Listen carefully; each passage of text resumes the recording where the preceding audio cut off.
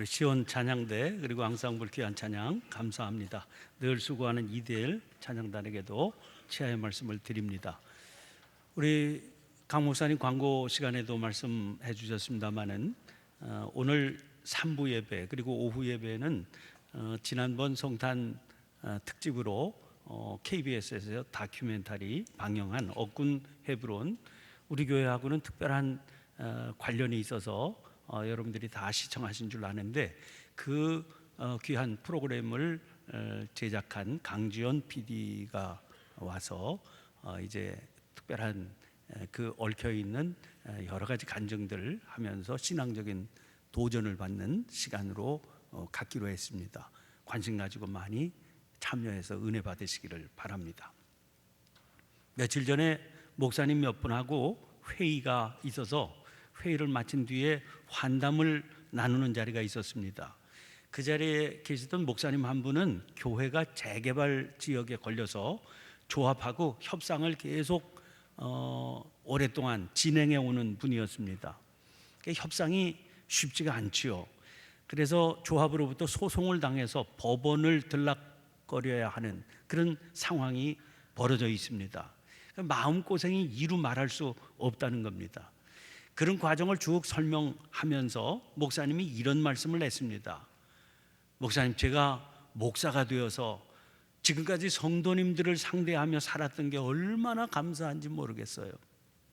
이제 돈 문제 가지고 교회 바깥의 사람들하고 협상을 하다 보니까 말도 아닌 경우들이 너무나 많았다는 거죠.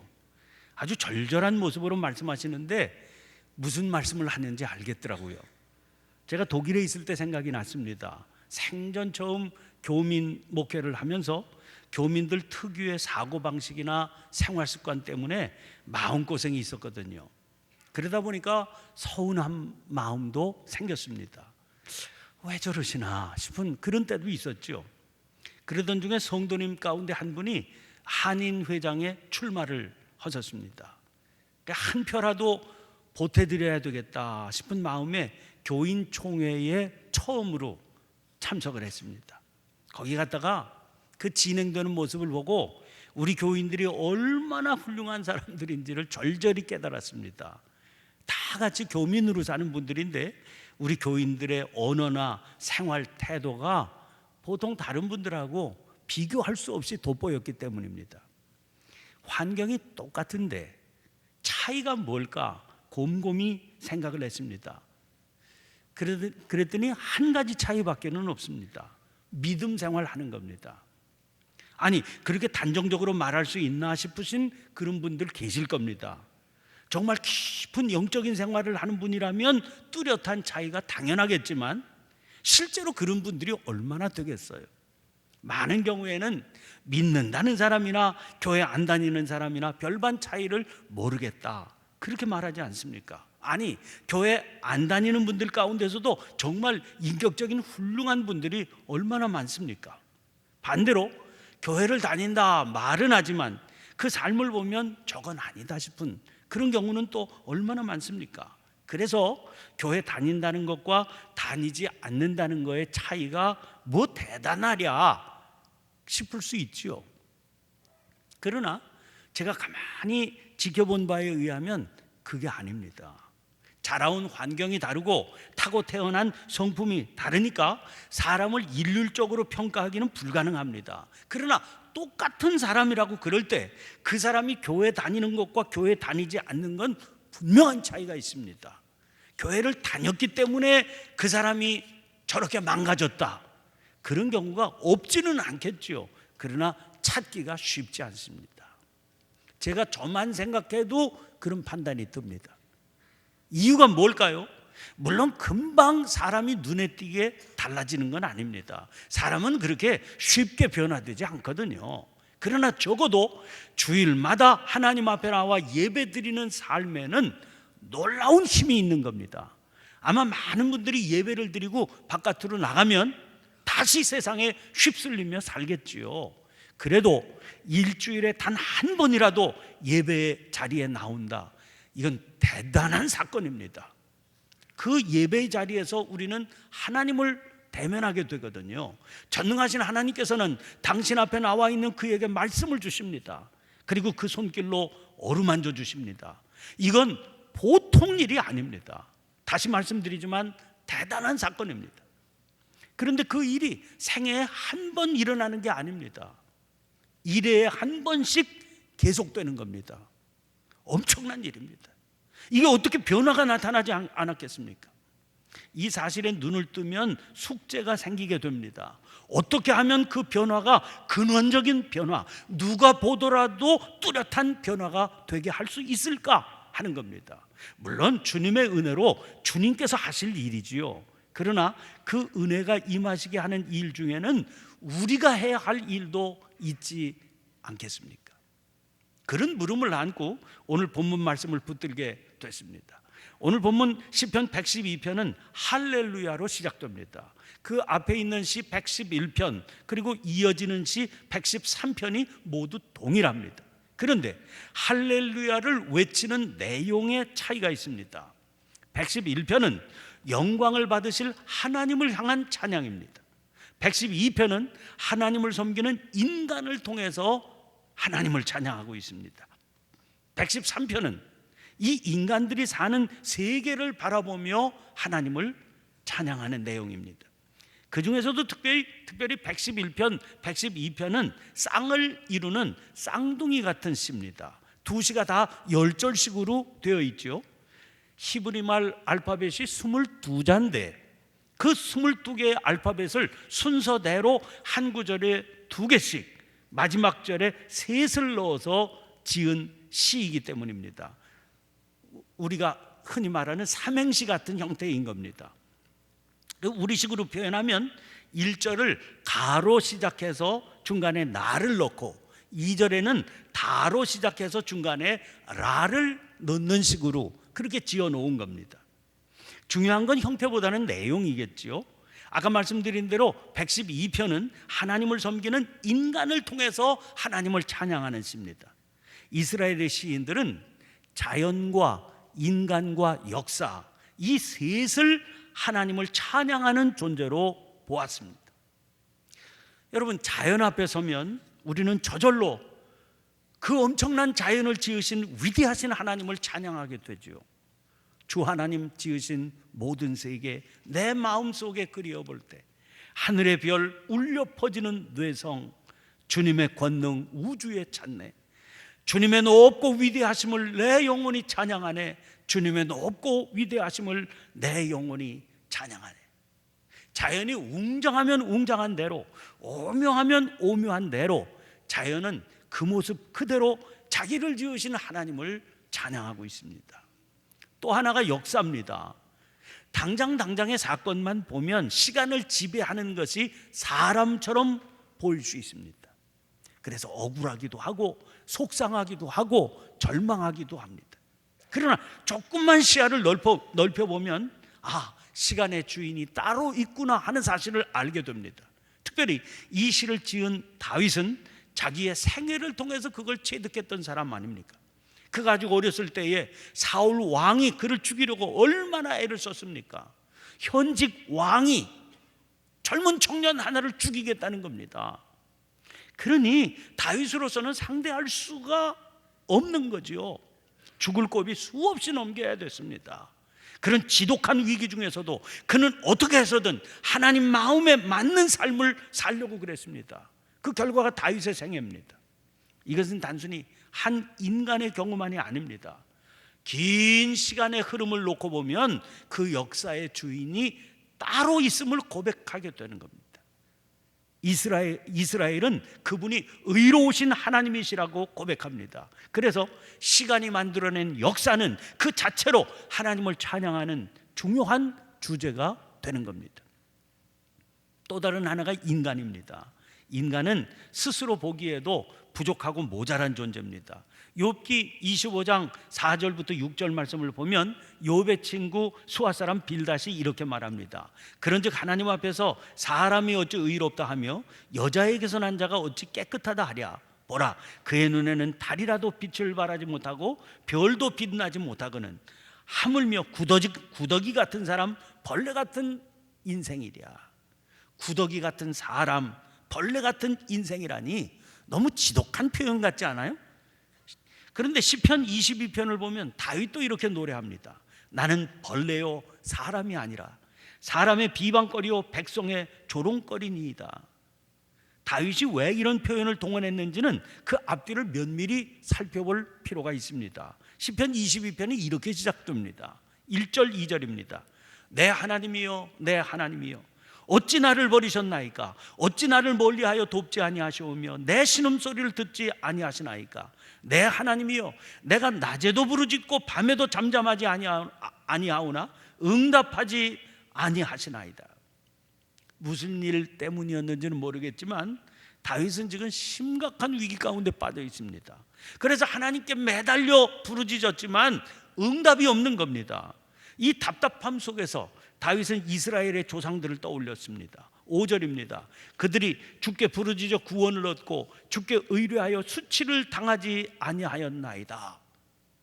그런데 자기의 경우는 자기 조상들과 다르게 부르짖어도 응답하시지를 않는 겁니다. 매달려도 돌아보시지를 않는다는 겁니다. 하나님께서 돌아보시기만 하면 수치를 당하지 않을 겁니다. 근데 돌아보지를 않으시니 하나님께서 돌아보지 않으시니 인간은 벌레와 다를 바 없는 존재가 되고 말았다. 그런 하소연입니다. 여기서 아주 중요한 자원이 열리는 걸 발견하게 됩니다. 시편 8편 4절 5절입니다. 사람이 무엇이기에 주께서 그를 생각하시며 인자가 무엇이기에 주께서 그를 돌보시나이까?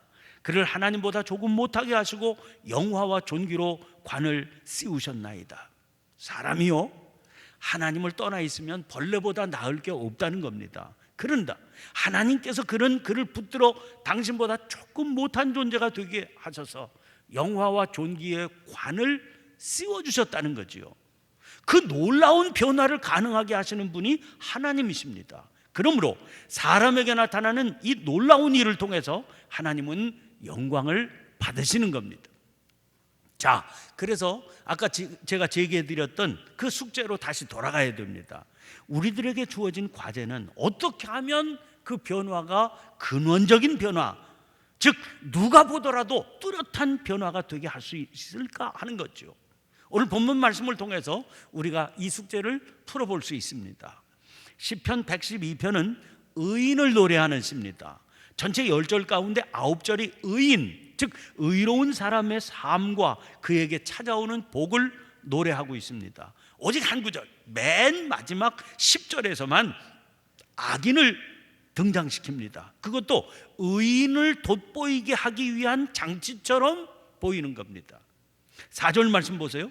정직한 자들에게는 흑암 중에 빛이 일어나나니 그는 자비롭고 긍휼이 많으며 의로우니로다.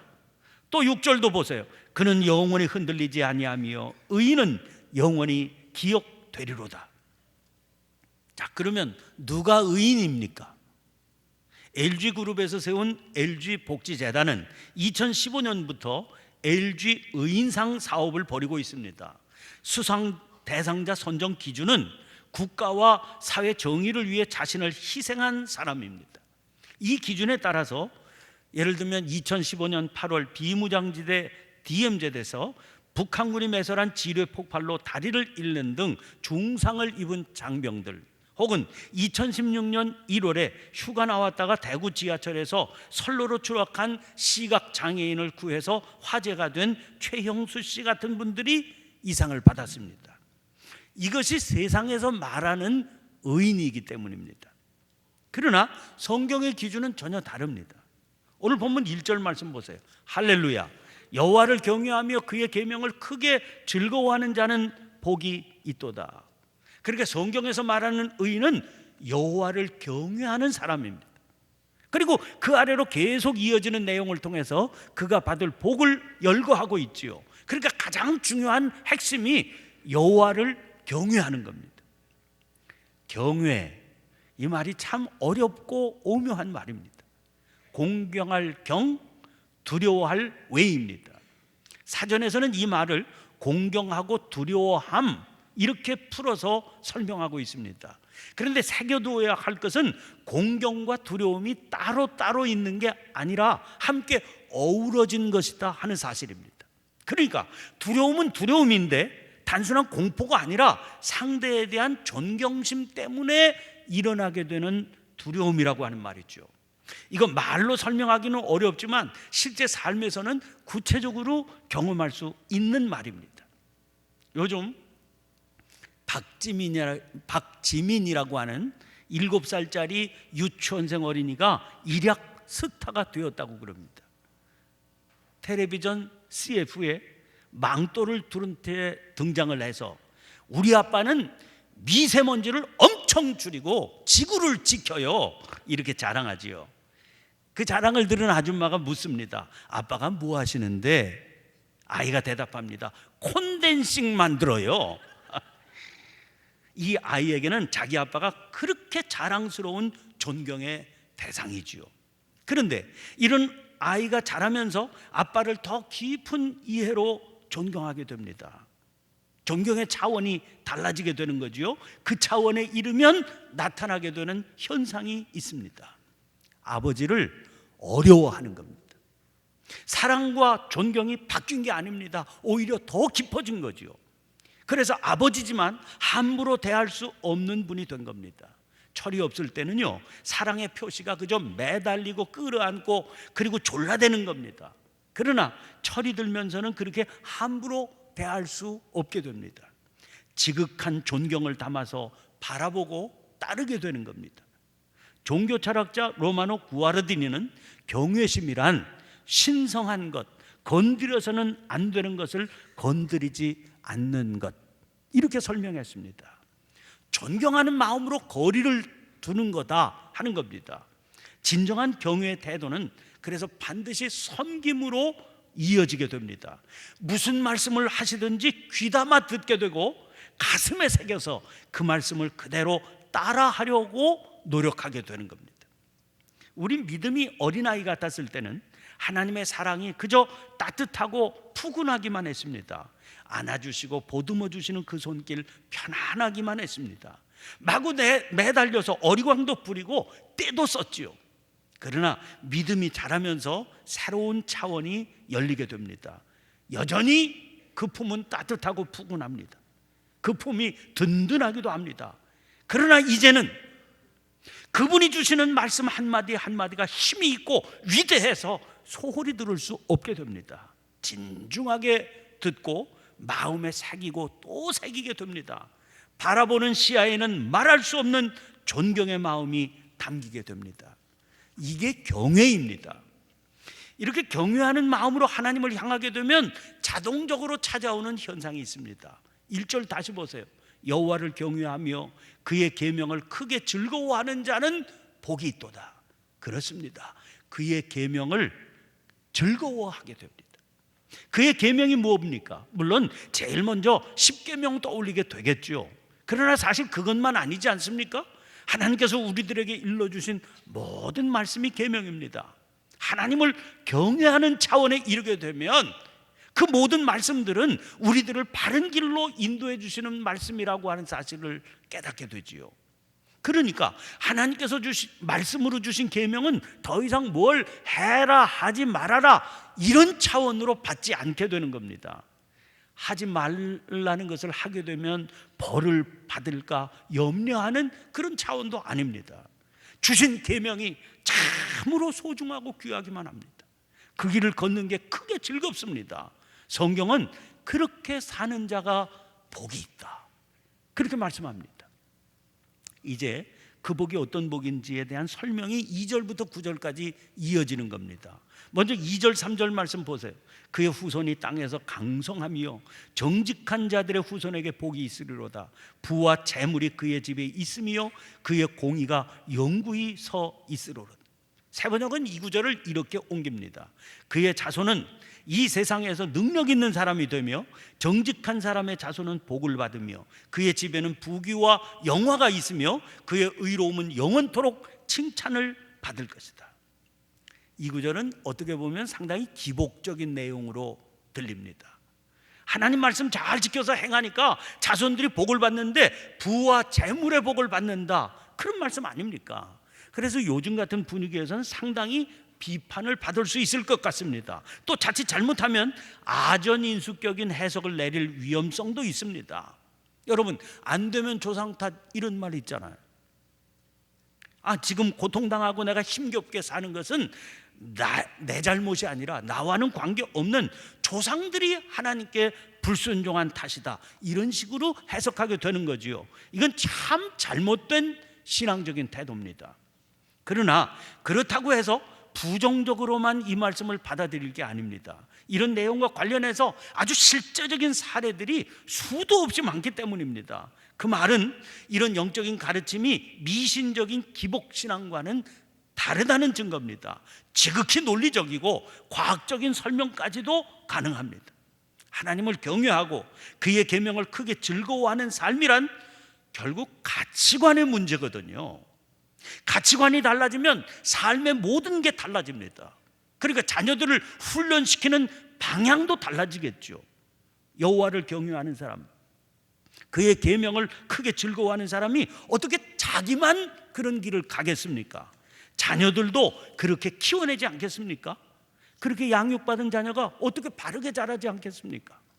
성경은 아주 분명하게 이 일에 대해서 말씀하고 있습니다. 시편 37편 25절 26절 말씀 보세요. 내가 어려서부터 늙기까지 의인이 버림을 당하거나 그의 자손이 걸식함을 보지 못하였도다. 그는 종일토록 은혜를 베풀고 꾸어주니 그의 자손이 복을 받는도다.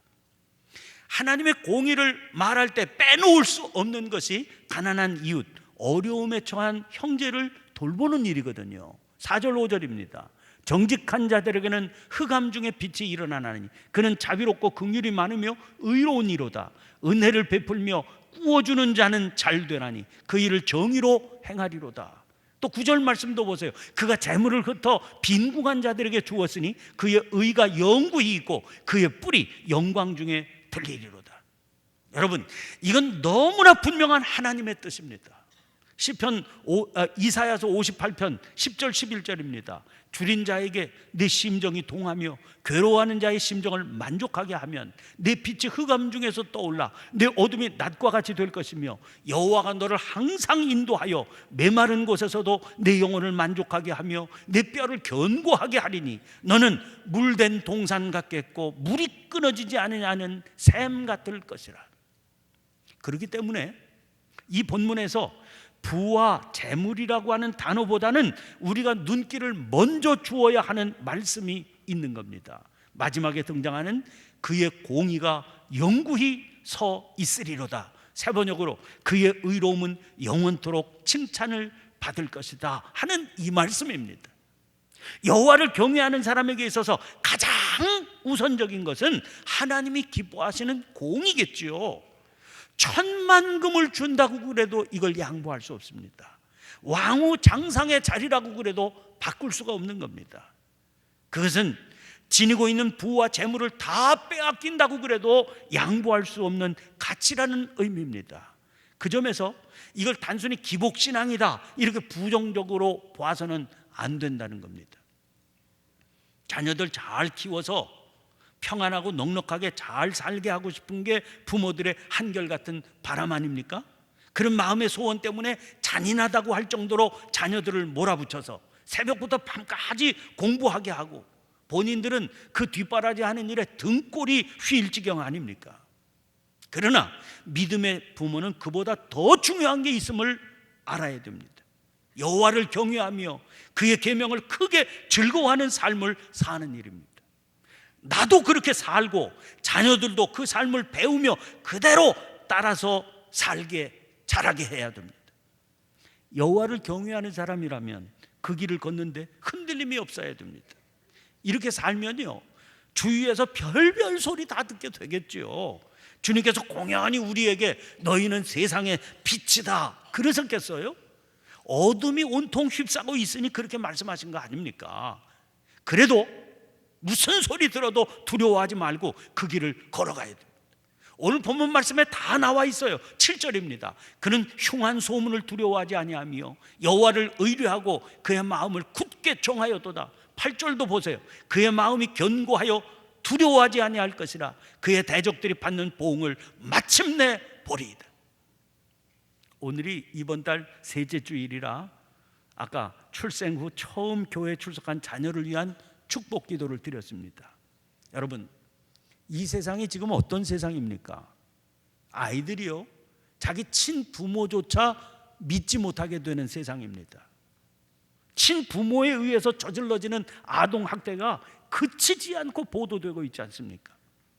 이런 세상에 용감하게 맞서서 우리는 온 교회가 손을 들어서 당신은 사랑받기 위해 태어난 사람이라고 외치고 있는 겁니다. 여호와께 속한 자들이기 때문입니다.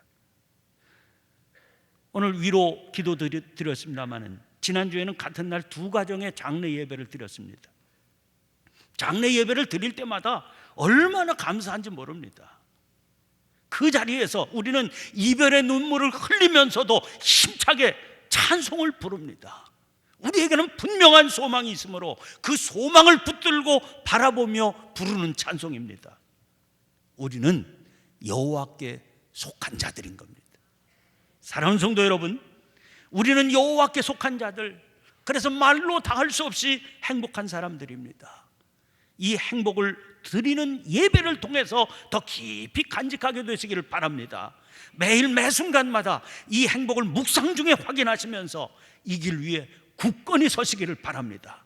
이 행복을 우선 자녀들에게 그리고 이웃들에게 자신 있게 전파하며 사시기를 바랍니다. 기도하겠습니다. 복되신 하나님, 아무런 소망도 알지 못하고 살아가던 저희들을 값없이 허락하시는 은혜로 구원의 백성으로 삼아주셔서 감사합니다. 너희가 전에는 백성이 아니더니 이제는 하나님의 백성이요, 전에는 긍휼을 얻지 못하였더니 이제는 긍휼을 얻은 자니라 하셨습니다. 그 놀라운 역사가 저희들에게 나타나 이제는 여호와께 속한 자 되었으니 감사드립니다. 그 은혜 생각하면서 여호와를 경외하고 그의 계명을 크게 즐거워하며 살 수 있도록 힘주시고 능력을 더해 주시기 원합니다. 매일 매순간마다 여호와 하나님만 바라보고 나아가는 저희가 되게 해 주시옵소서. 특별히 주님 택하신 거룩한 날, 주님의 전에서 드리는 예배를 통해 어루만지시고 이끄시는 그 손길 경험하게 해 주옵소서. 일으켜 주시고 붙들어 주시는 역사도 경험하게 해 주옵소서. 흔들리지 말고 주님 이끄시는 그 길을 걷는 저희들이 되게 해 주시옵소서. 구원의 주님이신 예수님 이름으로 기도하옵나이다. 아멘. 아멘. 다 함께